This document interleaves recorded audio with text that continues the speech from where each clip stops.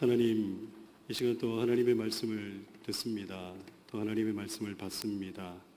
우리의 영안을 열어주시고 영의 길을 열어주시고 영의 마음의 문을 열어주셔서 하나님이 내게 하시는 귀한 음성을 들을 수 있도록 주님 이 시간을 복되게 하옵소서. 예수님의 이름으로 기도드립니다. 아멘. 오늘은 교회 절기상 삼위일체 주일로 지키는 날입니다. 여러분, 삼위일체란 기독교의 중요한 교리 중에 하나입니다.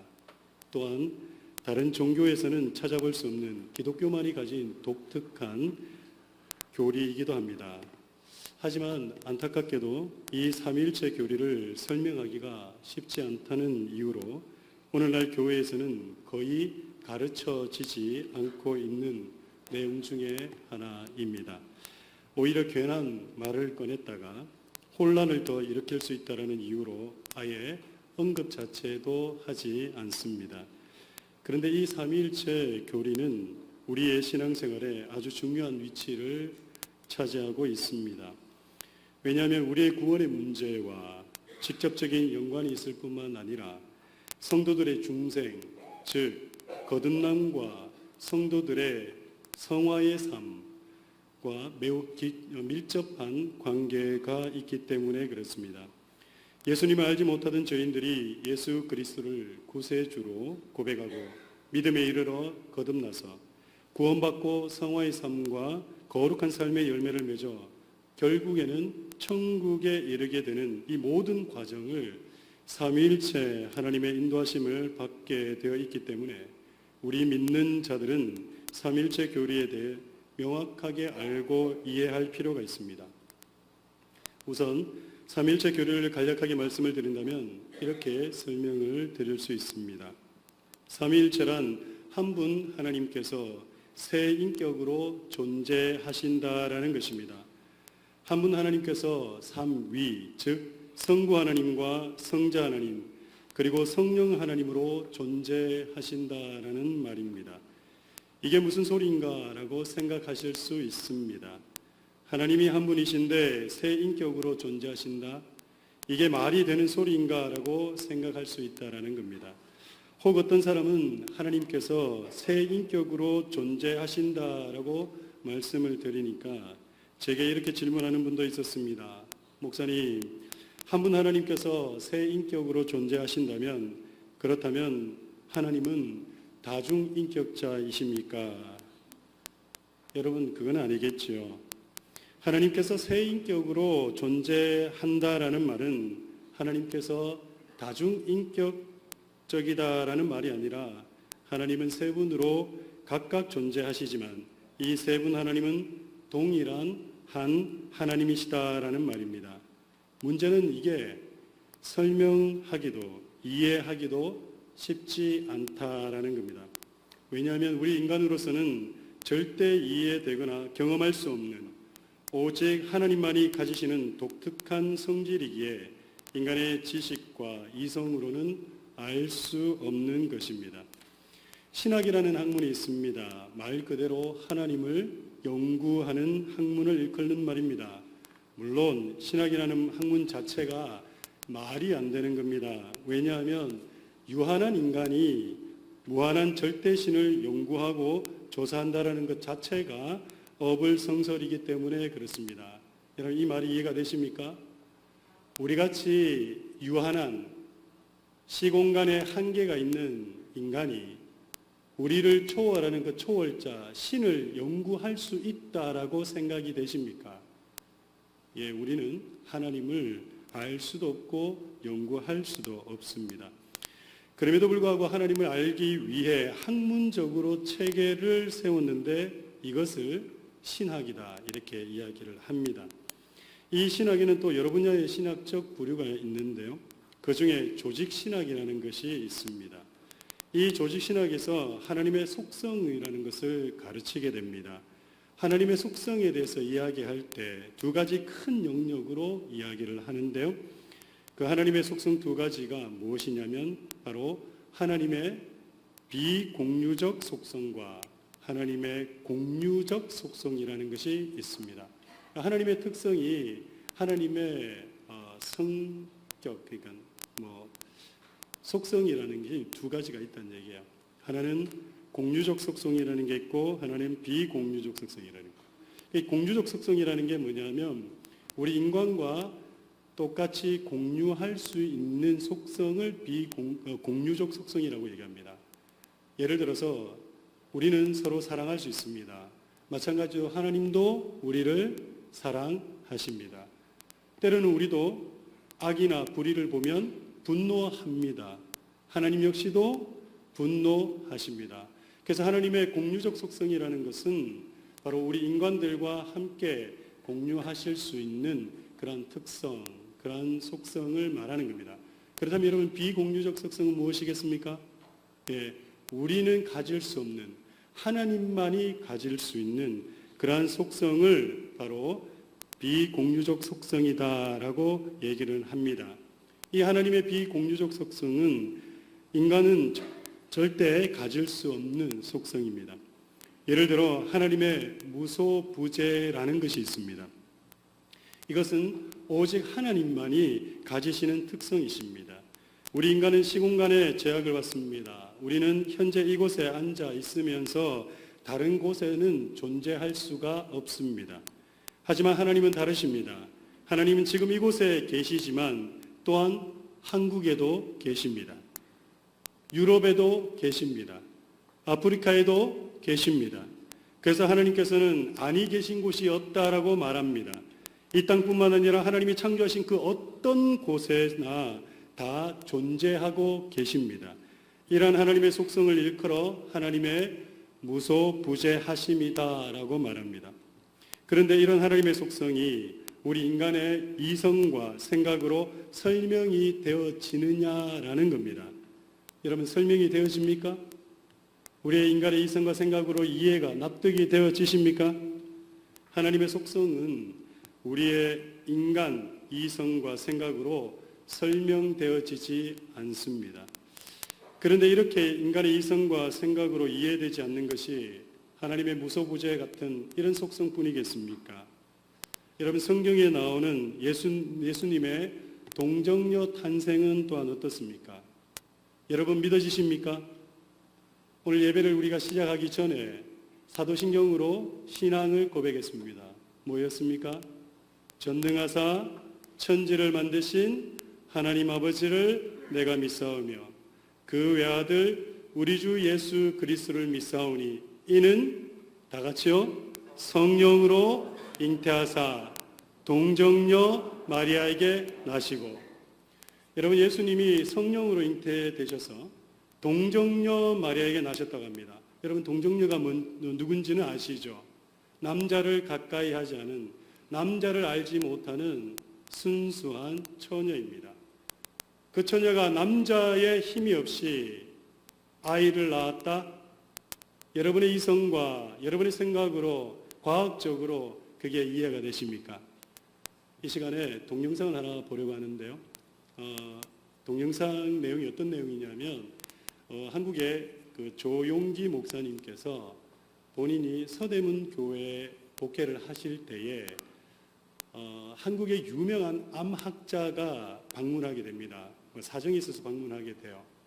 그런데 그 암학자가 불신자고 또 동정녀에 대해서 전혀 자기는 받아들일 수 없다라고 하는 가운데 그가 어떻게 그 동정녀 탄생을 한국의 유명한 지식인이자 암학자가 받아들이게 되는지에 대한 간증 내용인데요.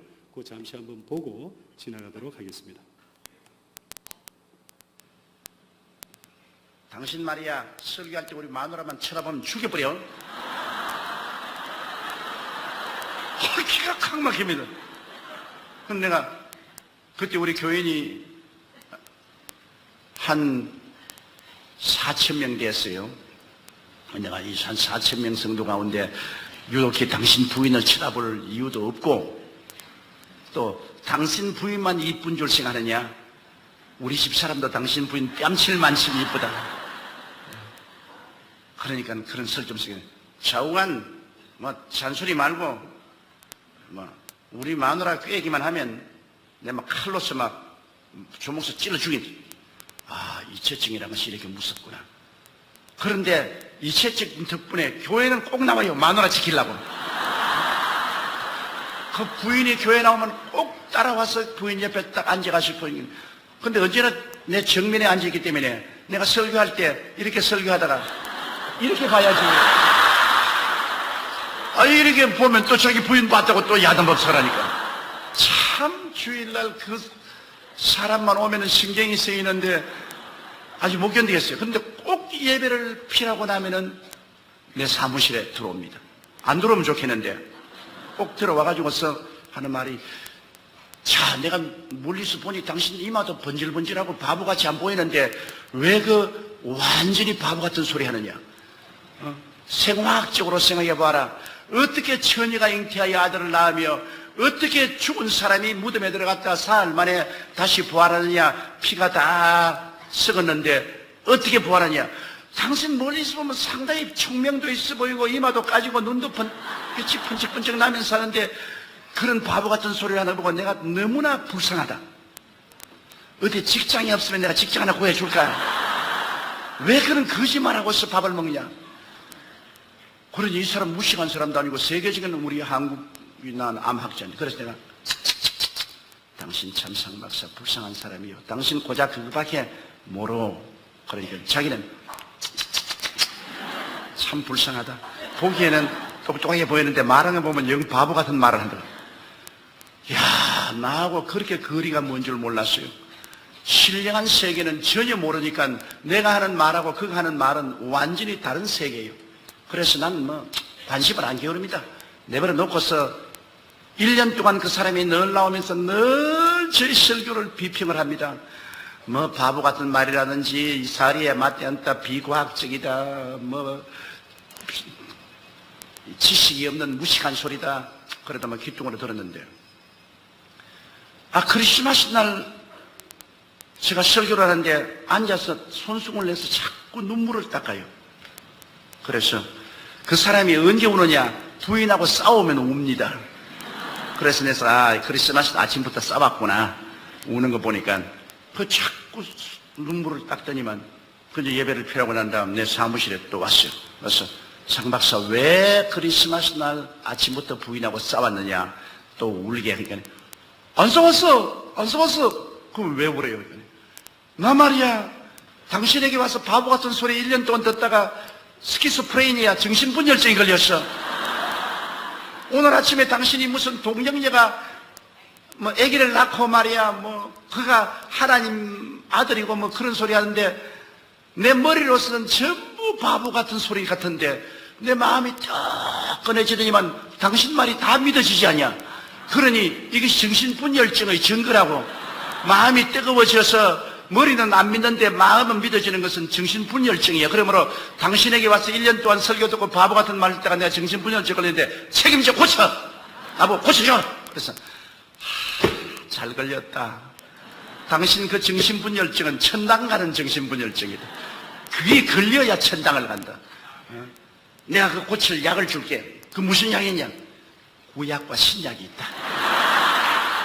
당신이 이제 이 성경을 가지고 가서 구약과 신약을 읽는데 구약은 좀 어려우니까 마태복음 신약부터 읽어라. 이거를 한 번 다 읽고 나오면 내가 기도를 해서 당신 그 병을 고쳐줄게. 또 훌륭한 학자는 단순합니다.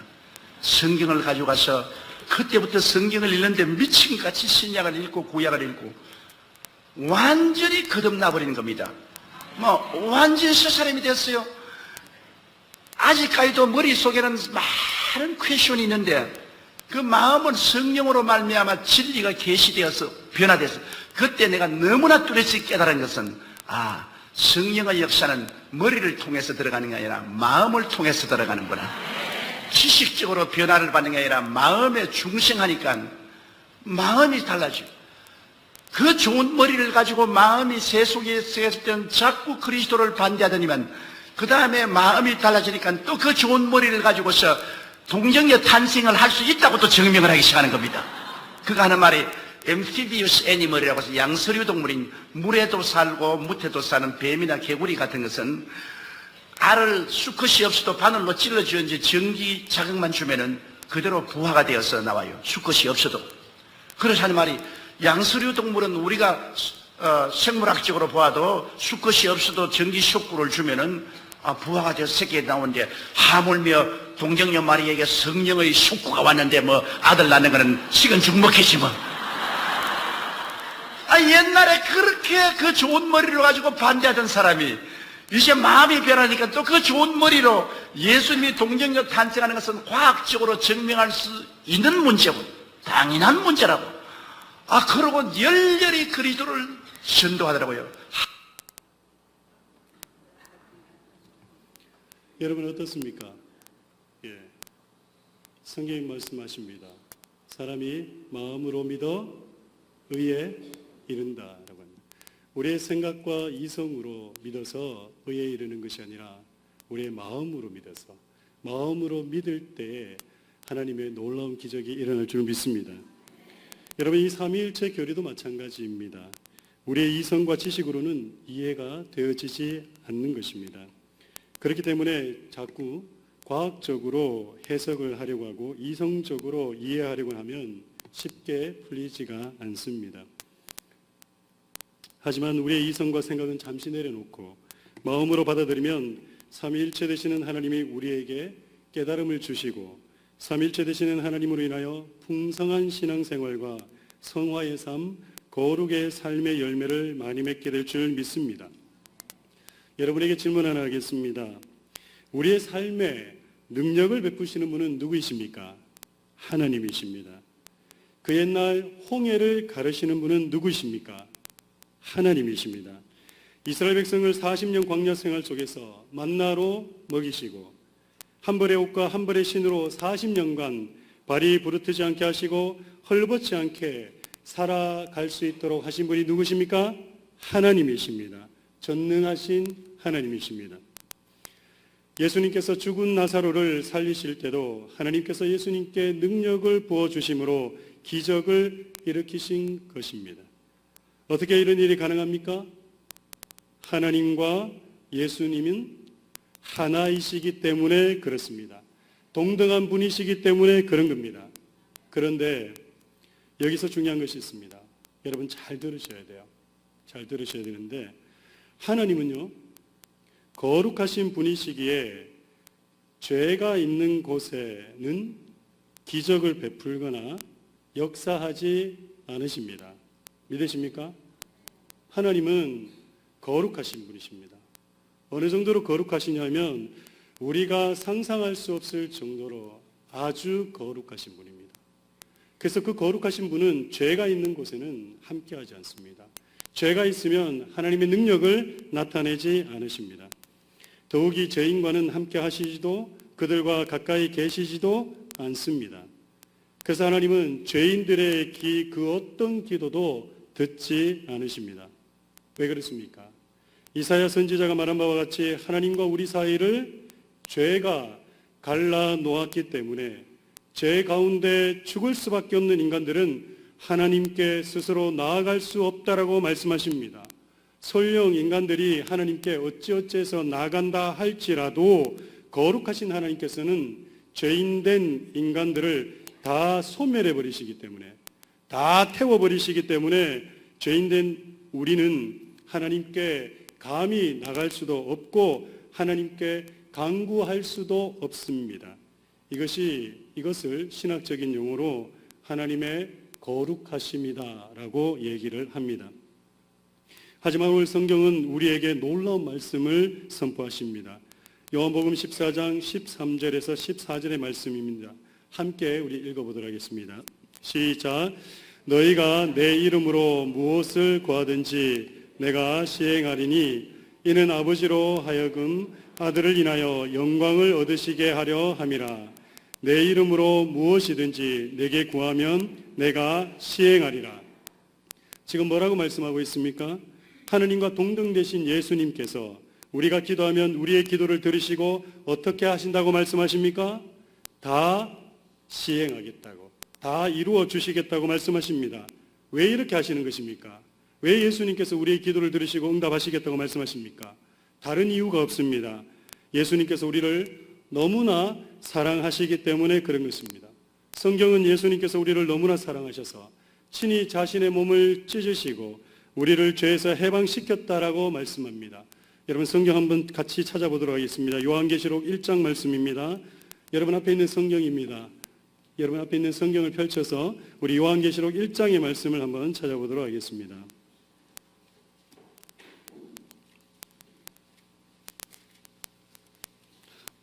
오늘 말씀에는 성경을 찾는 일이 많기 때문에 여러분 미리 성경을 좀 손에 올려놓으시면 좋습니다. 요한계시록 1장 말씀입니다. 신약 398쪽에 있습니다. 신약 398쪽 요한계시록 1장 말씀입니다. 우리 가운데 설마 요한계시록을 처음 펼쳐보신 분은 안 계시리라 믿습니다. 자, 요한계시록 1장 4절부터 해서 우리 함께 보겠습니다. 제가 읽어드릴 테니까 여러분 눈으로 따라오시면 되겠습니다. 요한은 아시아에 있는 7 교회에 편지하노니 이제도 계시고 전에도 계시고 장차 오실 이와 그 보좌 앞에 7 영과 또 충성된 증인으로 죽은 자 가운데서 먼저 나시고 땅의 임금들의 머리가 되신 예수 그리스도로 말미암아 은혜와 평강이 너희에게 있기를 원하노라. 함께 읽습니다. 우리를 사랑하사 그의 피로 우리 죄에서 우리를 해방하시고. 지금 뭐라 그러십니까? 우리 예수님께서 뭐라 그러시죠? 우리를 사랑하사. 다른 조건이, 다른 이유가 있는 것이 아닙니다. 그저 우리를 사랑하셨다라고 얘기합니다. 그런데 어떻게 사랑하셨냐? 그의 피로 우리 죄에서 우리를 어떻게 하셨다고요? 해방시키셨다라고 말씀합니다. 그리고 6절에서 계속 말씀합니다. 그 아버지 하나님을 위하여 우리를 함께 했습니다. 나라와 제사장으로 삼으신 그에게 영광과 능력이 세세토록 있기를 원하노라. 아멘. 지금 우리를 사랑하사 당신의 피로 우리를 해방시키시고 우리를 어떻게 만드셨다고요? 나라와 제사장으로 만드셨다라고 말씀하고 있습니다.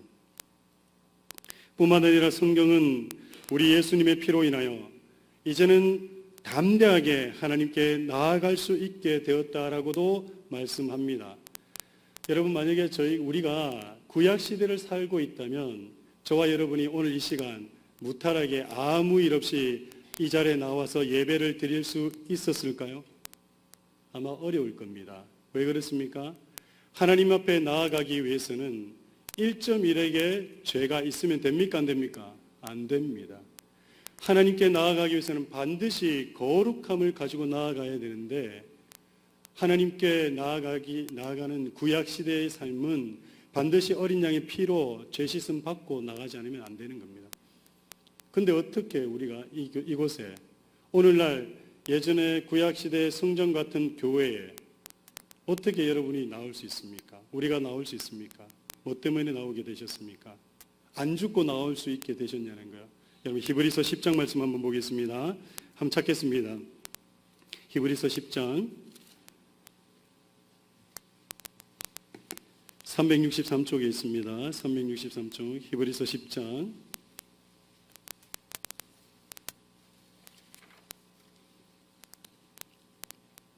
히브리서 10장 우리 19절 20절 말씀인데요. 제가 읽어드리겠습니다. 여러분 눈으로 함께 따라오시면 되겠습니다. 히브리서 10장 19절입니다. 그러므로 형제들아 우리가 누구의 뭐를 힘입어요?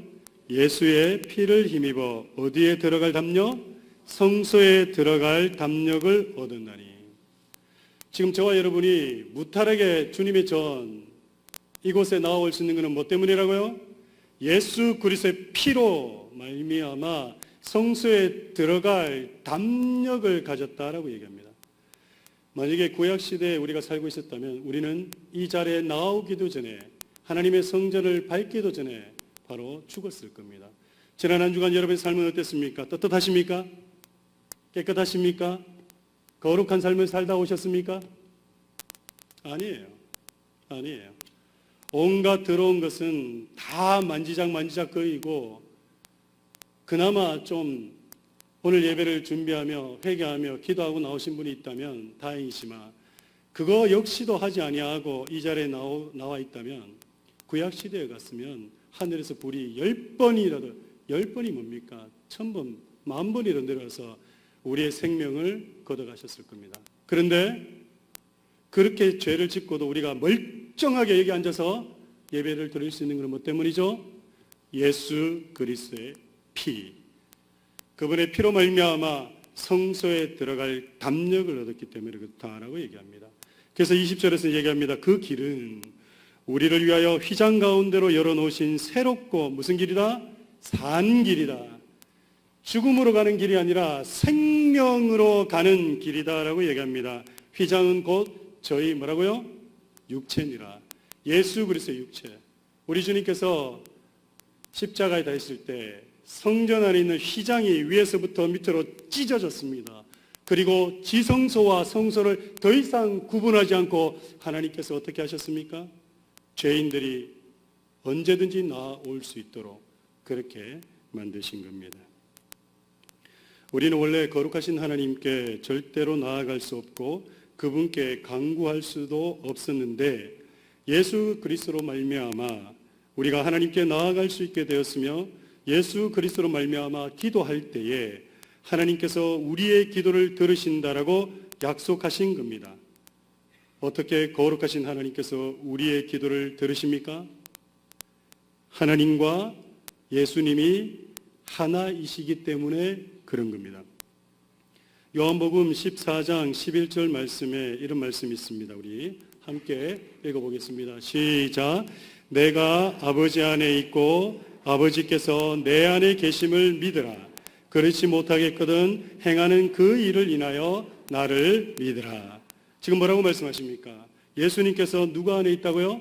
하나님 안에 있고 하나님께서 예수님 안에 있기 때문에 감히 우리는 거룩하신 하나님께 기도는 못하지만 그래서 거룩하신 하나님께 기도해야지만 능력을 받을 수 있고 기적을 맛볼 수가 있는데 그 하나님께는 우리가 감히 기도 못하지만 예수님께 기도하면 예수님과 하나 되시는 하나님께서 안 들으실래야 안 들으실 수가 없다라고 말씀하고 있는 겁니다.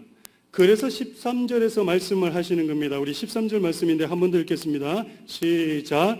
너희가 내 이름으로 무엇을 구하든지 내가 시행하리니 이는 아버지로 하여금 아들을 인하여 영광을 얻으시게 하려 함이라.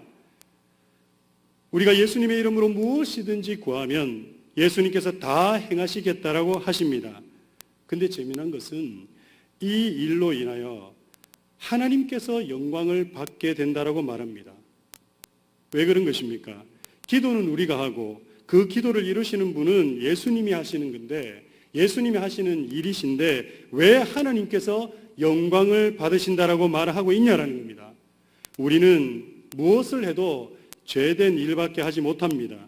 심지어 우리가 찬양을 해도 기도를 해도 하나님은 우리를 통해서는 만족하지 않으십니다. 그러나 우리의 찬양과 기도를 예수님께서는 들으시고 우리를 너무나 사랑하시는 우리 주님께서는 우리의 작은 신음에도 우리의 작은 찬양에도 그 찬양과 기도 소리를 들으시고 기뻐하시기 때문에 이로 인해서 하나님도 기쁘시고 만족하시게 되는 겁니다. 왜 그렇습니까? 하나님과 예수님이 하나이시기 때문에 그런 겁니다. 그래서 아들을 인하여 아들을 통하여 영광을 받으신다라고 말씀하는 겁니다.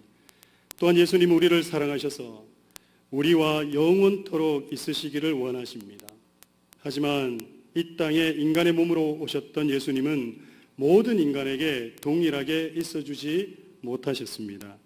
왜냐하면 인간의 몸으로 오신 예수님은 아직 하나님 나라가 이 땅에 완전히 세워지기 전까지 시간적, 공간적 제약이 어느 정도 있으셨기 때문에 그렇습니다. 그래서 예수님은 우리와 늘 함께 하시기 위해 자신과 똑같은 분이시지만 시간과 공간적 제약을 받지 않으시는 분을 보내주시겠다라고 약속하셨습니다. 그게 바로 16절 말씀입니다. 우리 함께 읽어보도록 하겠습니다. 시작.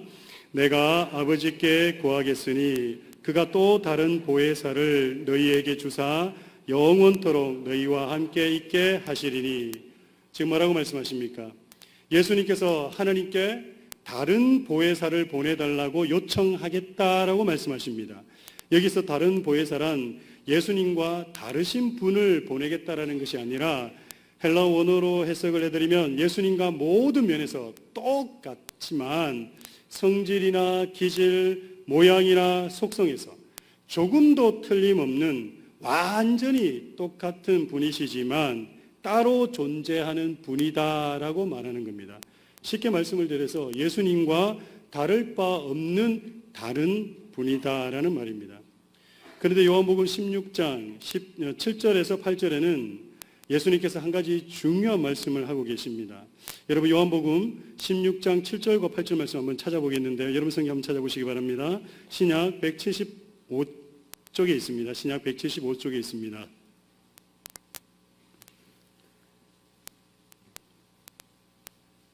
요한복음 16장 7절 8절 말씀입니다. 제가 읽어드리겠습니다. 눈으로 여러분 한번 따라오시기 바랍니다. 그러나 내가 너희에게 실상을 말하노니 내가 떠나가는 것이 너희에게 뭐라고요? 유익이다. 지금 예수님께서 떠나가는 것이, 예수님께서 제자를 떠나는 것이, 예수님께서 우리를 떠나시는 것이 뭐라고요? 유익이다 라고 얘기합니다. 내가 떠나가지 아니하면 보혜사가 너희에게로 오시지 아니할 것이요 가면 내가 그를 너희에게로 보내리니. 8절입니다. 그가 와서 뭐에 대해서요? 죄에 대해서, 그 다음에요, 의에 대해서, 그 다음에 심판에 대하여 세상을 책망하시리라. 지금 예수님께서 우리를 떠나가는 것이 유익하다라고 말씀하고 계세요. 여러분 이게 이해가 되세요? 왜 그렇습니까? 왜 예수님이 우리를 떠나가시는 게 유익된다라고 말씀하십니까? 예수님께서 하나님께로 가셔야 좋은 일이 우리에게 생기게 될 것인데 그 좋은 일이 뭐냐 하면 우리와 영원토록 함께 하실 또 다른 보혜사가 오실 거라는 겁니다. 그 보혜사가 누구이십니까? 성령님이십니다.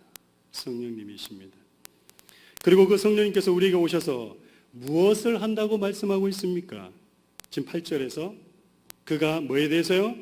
죄에 대해서, 의에 대해서, 심판에 대해서 말씀하신다라고 합니다. 그런데 여러분 생각해 보세요. 예수님이 떠나시고 보혜사 성령께서 오셔서 우리 가운데 거하시면서 죄에 대해서, 의에 대해서, 심판에 대해서 이야기하시는데 그게 유익하대요, 예수님이. 여러분 이게 이해가 되세요? 아니, 성령님 오셔서 우리가 바라는 게 뭐죠? 위로해주고, 감싸주고, 또 어떻게 해요? 우리의 소원대로 이루어주고. 우리는 그거 원하지 않습니까? 그래야지 그게 성령님이시지. 지금 죄에 대해서, 의에 대해서, 심판에 대해서 얘기하시면 이게 성령님이신가요? 그리고 이게 유익인가요? 이게 문제인 거예요, 이게. 우리가 오늘날 신앙생활을 하면서 얼마나 잘못된 신앙생활을 하고 있냐면 성령님께서 어떤 역할을 하시는지, 성령님이 이 땅에 오셔서 우리에게 무엇을 말씀하시고 가르치는지에 대해서 모르니까 우리는 예배를 드리면서 comfort, 위로와 console, 평안함만 구하는 거예요. 그게 됐지? 요한복음 14장 18절에 이런 말씀이 있습니다. 우리 함께 읽어볼까요? 우리 14장, 요한복음 14장 18절 우리 함께 읽겠습니다. 요한복음 14장 18절입니다. 시작. 내가 너희를 고아와 같이 버려두지 아니하고 너희에게로 오리라. 지금 뭐라고 얘기하시죠? 우리 예수님이 우리를 고아와 같이 버려두지 않겠다라고 말씀하십니다. 왜 고아와 같이 버려두지 않겠다라고 말씀하십니까? 왜? 도대체 고아가 뭐길래 고아와 같이 우리를 버려주지 않으시겠대요? 이게 무슨 의미냐는 거야. 여러분 히브리서 12장 한번 찾겠습니다. 우리 마지막에 될 텐데요. 히브리서 12장 한번 찾아보시기 바랍니다.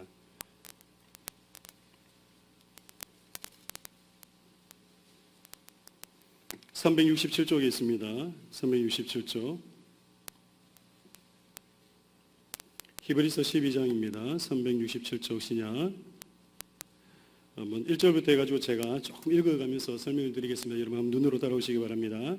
이러므로 우리에게 구름같이 둘러싼 허다한 증인들이 있으니 모든 무거운 것과 얼매기 쉬운 죄를 벗어버리고 인내로서 우리 앞에 당한 경주를 경주하며 믿음의 주여 또 온전케 하시는 이인 예수를 바라보자. 저는 그 앞에 있는 즐거움을 위하여 십자가를 참으사 부끄러움을 개의치 아니하시더니 하나님 보좌 우편에 앉으셨느니라. 너희가 피곤하여 낙심치 않기 위하여 죄인들의 이같이 자기에게 거역한 일을 참으신 자를 생각하라. 4절입니다. 너희가 뭐와 싸우되? 죄와 싸우되 아직 피 흘리기까지는 대항치 아니하고. 여러분 이게 무슨 말씀입니까? 지난 주간 여러분들은 처절하게 죄를 짓지 않기 위해서 싸우다 오셨습니까? 그러면 이 말씀이 이해가 돼요. 그런데 나는 죄와 아무 상관없이 죄를 짓든 말든 이러다가 오면 이게 말씀이 이해가 안 돼요. 그런데 죄와 싸우되 아직 어떻게 하기까지 대항하지 않았다고요? 피 흘리기까지. 피 흘리기. 철저하게 죄를 짓지 않기 위해서 내 자신을 치고 피가 철철 날 정도로 죄 짓지 않고 내 하나님의 거룩성을 나도 지키기 위해서 그렇게 해야 됐었는데 그렇게 하지 않았다고 합니다. 5절입니다. 또 아들들에게 권하는 것 같이 너희에게 권면할 말씀을 잊었도다. 일러스되 내 아들아 주의 징계하심을 경히 여기지 말며 그에게 꾸지람을 받을 때 낙심하지 말라. 주께서 사랑하신 자를 뭐 하신다고요? 징계하시고 그의 받으시는 아들마다 채찍질 하심이라. 이게 뭔 소리입니까? 이게 뭐예요? 저와 여러분은 고아가 아니라 뭐라고요? 하나님의 아들이라는 거예요. 하나님의 아들이면 하나님께서 우리를 어떻게 하신다고요? 징계하신다는 거예요. 여러분 가운데 고통과 어려움과 생각지도 않은 힘듦 때문에 한 주간 힘들게 살다 오셨습니까? 감사하시기 바랍니다. 왜요? 그 이유는 여러분과 저는 고아가 아니라 하나님의 아들임을, 자녀임이 드러난 증거이기 때문에 그렇습니다. 7절입니다. 너희가 참음은 징계를 받기 위함이라. 하나님이 아들과 같이 너희를 대우하시나니 어찌 아비가 징계하지 않는 아들이 있으리요. 여러분, 징계는 누구한테 허락하신다고요? 아들 되는 성도들에게. 여러분, 지난 주간 살면서 아무 죄를 갖다 죄 가운데는 온갖 나쁜 짓 다 하고 왔는데도 불구하고 아무 일도 없이 이 자리에 나왔다? 심각하게 고민하셔야 됩니다. 심각하게. 내가 지난주에 살면서 내 입술로, 내 행동으로 정말 지은 죄가 손꼽을 수 없을 정도로 그런데도 불구하고 한 주간 동안 내 삶에 아무 일도 없이 지금 이 자리에 나와서 예배하고 있다? 그러면 여러분 8절 말씀 보셔야 돼요. 징계는 다 받는 것이오늘 너희에게 없으면 뭐라고요? 사생자다. 이거 정말 두려운 말씀 아닙니까? 두려운 말씀 아닌가요? 여러분 우리가 이 교회 나오는 이유가 뭡니까? 예수 그리스도를 믿는 이유가 뭡니까? 죽어 영생에서 하늘나라 가기 위해서요. 그런데 징계가 없어요. 지금 죄를 지었는데도 징계가 없어요. 나쁜 짓을 했는데도 징계가 없어요. 뭐죠? 사생자라는 거예요. 사생자. 참 아들이 아니니라. 또 우리 육체의 아버지가 우리를 징계하여도 공경하니까 하물며 모든 영의 아버지께 더욱 복종하여 살려 하지 않겠느냐. 여러분 요한복음 14장 18절에서 우리 예수님이 뭐라 그러십니까? 너희를 고아와 같이 버려두지 않겠다라고 하신 이 말씀이 뭐냐면 진리의 성령이 오셔서 어떻게 하시겠다고요? 죄에 대하여, 의에 대하여, 심판에 대하여 너희를 아들같이 대하면서 채찍질하고 징계하시겠다라고 얘기하시는 겁니다. 여러분 지금까지 신앙생활 하시면 편한 삶을 기대하셨습니까? 내가 잘못하는데도 죄 지은데도 불구하고 아무 일 없기를 바라셨습니까? 그러면 사생자입니다. 철저하게 회개하셔야 됩니다. 철저하게 회개하셔야 됩니다. 우리는 예수 그리스도 말미암아 하나님의 자녀된 자들입니다. 하나님의 자녀들이 이 땅에 살면서 천국에 이를 때까지 방금 읽었던 히브리서 12장 4절에서 말씀하는 바와 같이 이 땅에서 죄들과 피 흘리기까지 철저하게 싸워야 합니다. 우리들은 죄를 멀리하고 하나님을 아버지로 모신 거룩한 삶을 살아야 하는 것이 아들로 인정받은 우리의 신분인 것입니다. 그런데 우리가 우리 힘으로 하나님의 거룩을 이루어내면서 이 땅에서 살 수 있습니까? 우리는 절대 그렇게 살 수 없습니다. 우리 힘으로는 우리의 거룩성을 드러내며 살 수 없습니다. 그래서 우리에게는 우리의 구원을 지켜내고 붙들어 주실 분이 필요한 겁니다. 그게 누구입니까? 성령님이십니다. 그 성령님께서 하시는 일이 무엇입니까? 우리가 죄 가운데 살려고 할 때마다 우리를 책망하시고 우리를 채찍질하시고 우리를 회개케 하시고 우리를 돌이키게 하시는 겁니다. 지금 여러분은 성령님의 인도하심을 받고 있으십니까? 성령님께서는 우리를 끝까지 천국으로 인도하실 줄 믿습니다. 그래서 징계가 있는 거예요. 그래서 죄를 지으면 정말 하나님 앞에 철저하게 회개하고 나아가야 되는 거예요. 여러분, 혹여나 이 자리에 나오면서도 지난 한 주간 우리 삶을 회개하지 못한 분이 있다면 오늘 예배가 끝나기 전에 아니면 끝나고 돌아가시면 정말 어디에서든지 철저하게 좀 회개를 하셨으면 좋겠어요. 왜요? 그래야지 성령께서 우리를 천국으로 끝까지 인도하시는 겁니다. 성령께서 어떻게 그렇게 하실 수 있습니까? 바로 삼위일체 되시는 성부 하나님, 성자 하나님, 성령 하나님이 우리와 함께 하시기 때문에 우리를 천국으로 인도하시는 겁니다. 삼위일체 하나님 가운데 어떤 분도 빠져서는 우리의 구원을, 성화의 삶을 영원한 천국으로 인도하지 못하면 그 세 분이 항상 함께 역사하셔야 됩니다. 끝으로 삼위일체 되신 하나님은 우리의 구원을 완성하기 위해 마지막 한 가지 일을 남겨두시고 계십니다. 그게 무엇입니까? 성자 하나님께서 이 땅에 다시 오셔서 창세전부터 계획하신 완전한 하나님 나라를 세우는 일이십니다. 이 일이 언제 가능해지는 것입니까? 성자 하나님이신 예수님께서 다시 오실 그때 이 일이 이루어질 겁니다. 우리 주님 다시 오실 겁니다. 우리 주님 다시 오실 겁니다. 우리 주님 곧 오실 겁니다. 여러분, 마라나타가 무슨 뜻입니까? 여러분 서로 보면서 인사하셨습니다. 무슨 뜻입니까? 주 예수여 오시옵소서. 초대교회 성도들은 부활승천하신 그 예수 그리스도를 보면서 주님, 당신이 오실 때 그때까지 성령 하나님의 인도하심을 받아 거룩한 삶을 살며 주의 놀라우신 은혜를 생각하며 끝까지 믿음 안에 기다리겠습니다. 주님 오십시오. 주님 오십시오. 주 예수여 오시옵소서 라고 마라나타라고 인사를 한 겁니다. 우리는 믿음의 눈으로 다시 오실 예수 그리스도를 기대하며 예수님께서 이 땅에 다시 오실 때까지 성령 하나님과 함께 믿음의 삶을 살아내어야 될 줄 믿습니다. 우리 시간 다 같이 일어나셔서 다시 오실 예수 그리스도를 기대하는 마음으로 찬양하신 후에 축도로 예배 마치도록 하겠습니다.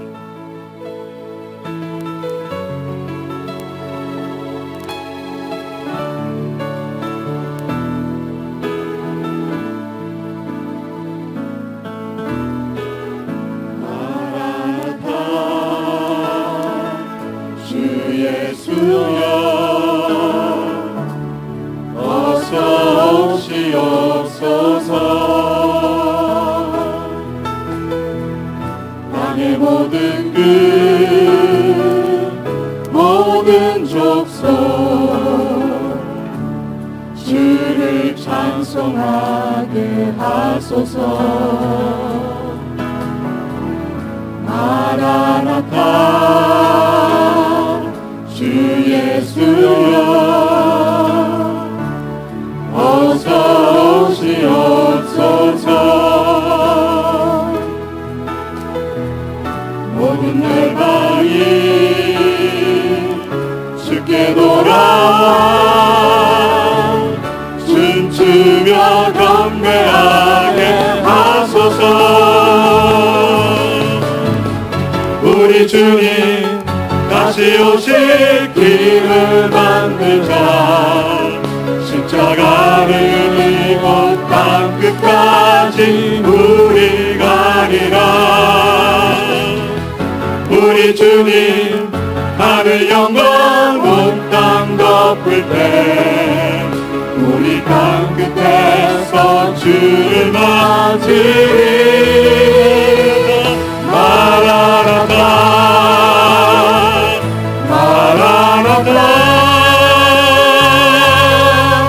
아멘. 주 예수여 오시옵소서. 마라나타 마라나타 아멘. 주 예수여 오시옵소서. 우리 주님 다시 오실 우리 주님 다시 오실 길을 만들자. 십자가를 들고 땅 끝까지 우리 가리라.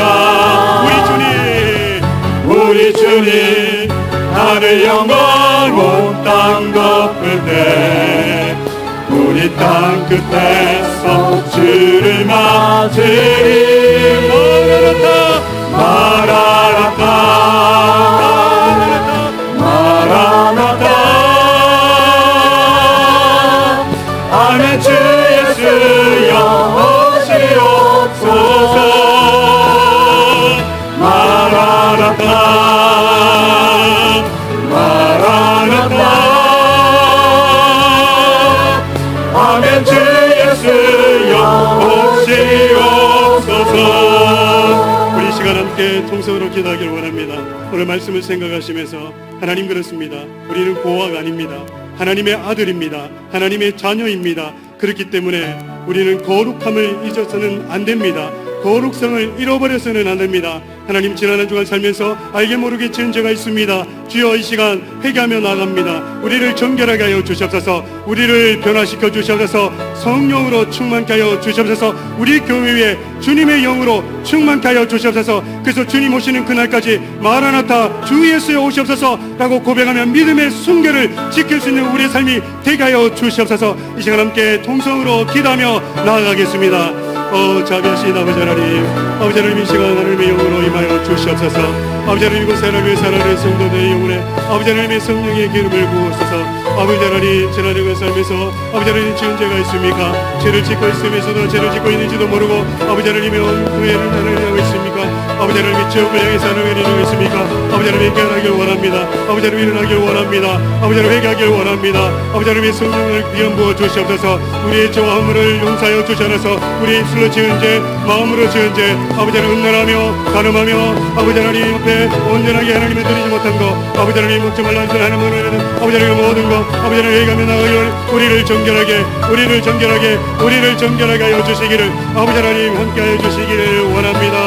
우리 주님 다시 오시기를, 우리 주님 다시 오실 길을 만들자. 십자가를 들고 땅 끝까지 우리 가리라.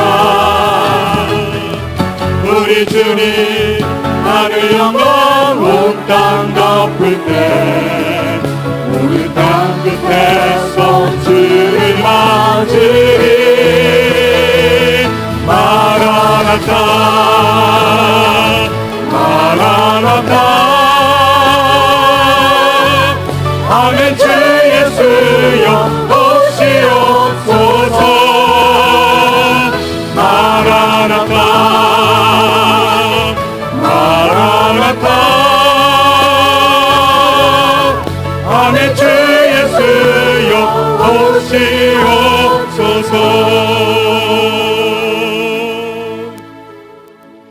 마라나타 아멘. 주 예수여 오시옵소서. 우리가 주님을 기대하며 고대하며 기다립니다. 주님 다시 오실 그날까지 성령님의 인도하심을 바라 하나님의 거룩성을 잃지 않고 주님의 순결한 신부로 살기를 다짐하는 사랑하는 성도들 머리 위에와 가정과 사업장과 일터 위에 성삼위 하나님의 놀라우신 은혜가 함께 하시기를 간절히 축원하옵나이다. 아멘.